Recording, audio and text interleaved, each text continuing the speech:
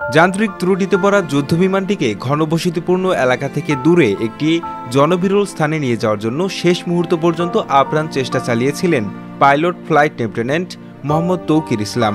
তার এই প্রচেষ্টা হয়তো আরও বড় বিপর্যয় এড়াতে সাহায্য করেছে, কিন্তু শেষ পর্যন্ত এড়ানো যায়নি মর্মান্তিক দুর্ঘটনা। দুর্ভাগ্যবশত তার বিমানটি ঢাকার দিয়াবাড়িতে অবস্থিত মাইলস্টোন স্কুল অ্যান্ড কলেজে একটি ভবনের উপর বিধ্বস্ত হয়।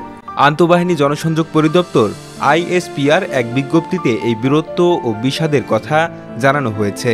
আইএসপিআর জানায়, সোমবার 21শে জুলাই 2025 দুপুর 1:06 বাংলাদেশ বিমান বাহিনীর FT-7 বিজিআই প্রশিক্ষণ বিমানটি কর্মীটলার AK খন্দকার ঘাঁটি থেকে উড্ডয়নের পরেই যান্ত্রিক ত্রুটির শিকার হয়। তখনই পাইলট তৌকির বিমানটিকে নিরাপদ দূরত্বে সরিয়ে নেওয়ার চেষ্টা করেন। এই আকস্মিক ও ভয়াবহ দুর্ঘটনায় পাইলট ফ্লাইট লেফটেন্যান্ট তৌকির সহ মোট 19 জনের প্রাণহানি ঘটেছে এবং আহত হয়েছেন আরও 164 জন।